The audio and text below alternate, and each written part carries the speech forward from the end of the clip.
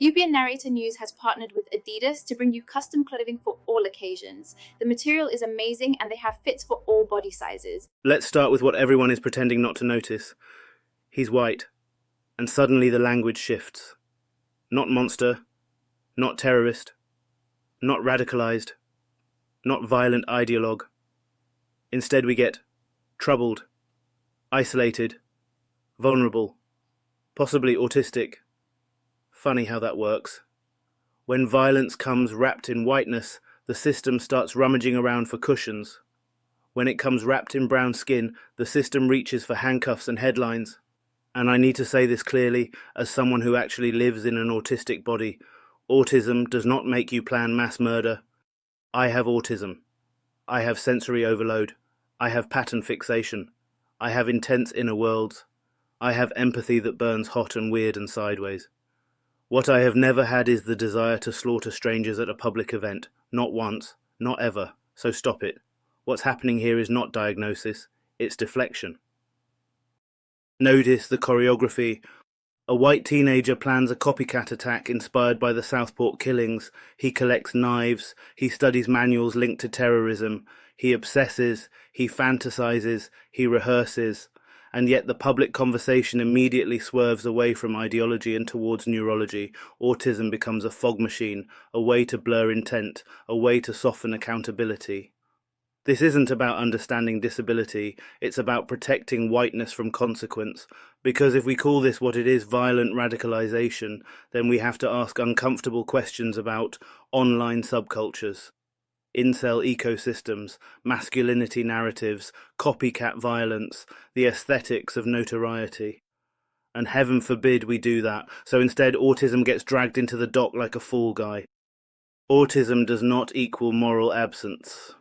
Let me be very clear for the people at the back. Autism does not remove moral reasoning. Autism does not erase empathy. Autism does not create homicidal intent. If anything, autistic people are often hyper-rule aware, deeply justice-oriented, and painfully conscious of harm. The idea that autism explains planned violence is not science. It's stigma with a medical costume on. And it's lazy, because it allows society to avoid naming the real pattern: young white men absorbing violent mythologies online, romanticizing atrocity, and confusing attention with meaning. That's not autism, that's social conditioning. Who gets humanity after violence? Ask yourself this. Why is his inner world treated as worthy of exploration, while others are reduced to headlines?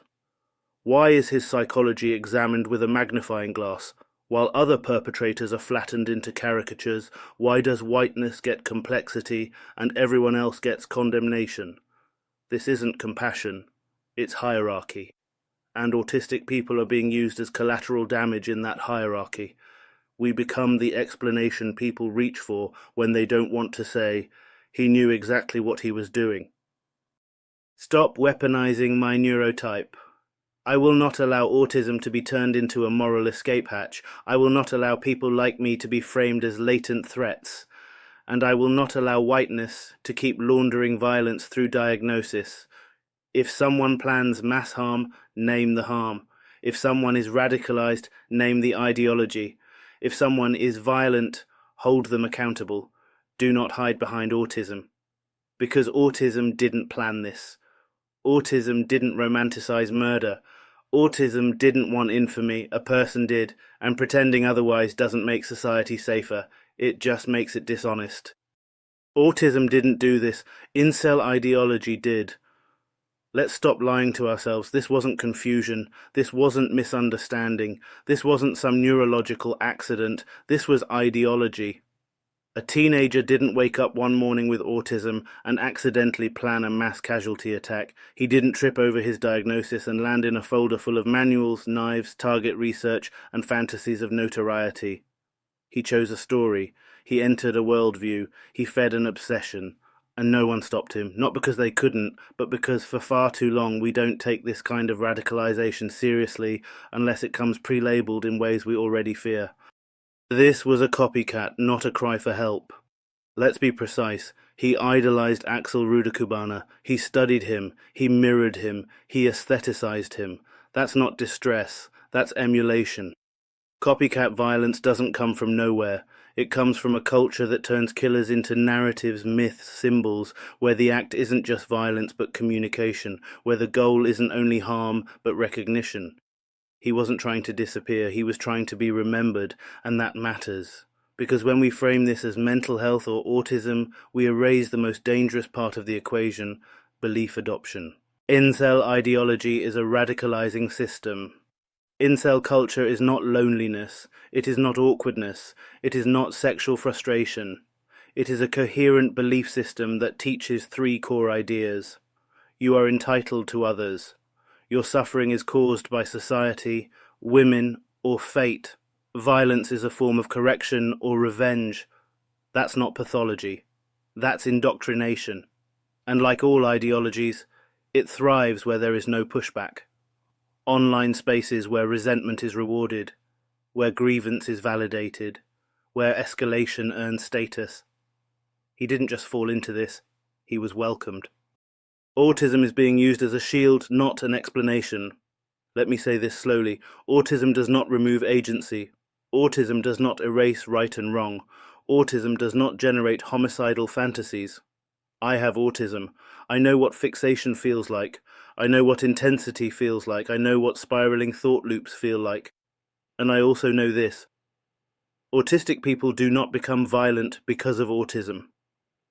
What we do become is deeply vulnerable to unchallenged narratives when the world refuses to engage us honestly. The problem isn't autism. The problem is silence. No interruption, no confrontation, no boundary setting, just passive observation until the thoughts harden into plans. The real failure is social, not medical. Everyone wants a diagnosis because diagnoses feel tidy. They put the chaos in a box. They suggest inevitability. But this wasn't inevitable. This was a series of missed interventions. He talked about violence. He consumed violent material. He fixated on a killer. He rehearsed scenarios.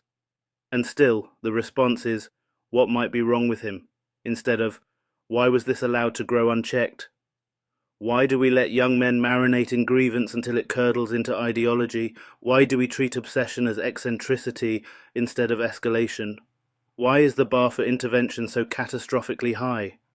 Stop confusing explanation with excuse. Understanding a pathway is not the same as excusing an outcome. You can analyze radicalization without absolving responsibility. You can acknowledge vulnerability without erasing intent. But the moment autism enters the conversation as a causal factor for violence, we cross a line, because then autistic people become suspects by default, because then support turns into surveillance, because then difference becomes danger. That doesn't protect society, it just widens the blast radius. Axel wasn't stopped, neither was this boy. And here's the part that should make everyone uncomfortable. This has already happened before. Axel's trajectory was visible. The signs were there, the obsession was there, and still, no meaningful disruption. So this isn't just about one teenager, it's about a system that notices patterns, names nothing, intervenes late, and then acts shocked when violence occurs. That's not ignorance, that's institutional passivity. If you want prevention, you need confrontation. Prevention doesn't come from sympathy alone, it comes from friction. From challenging beliefs, from interrupting narratives, from refusing to let grievance become gospel. That means calling incel ideology what it is, disrupting online echo chambers, taking fixation seriously, and holding people accountable before they cross the point of no return. Not blaming autism, not blaming nebulous mental health, not waiting for blood to justify concern. This was a choice shaped by a culture that looked away. He didn't do this because he was autistic. He didn't do this because of some mysterious condition. He didn't do this by accident. He did this because he was allowed to adopt a worldview that framed violence as meaningful, and no one stopped him early enough. That's the truth. And until we face it, we'll keep replaying the same cycle. Shock, excuses, amnesia. While the next fixation quietly loads in the background.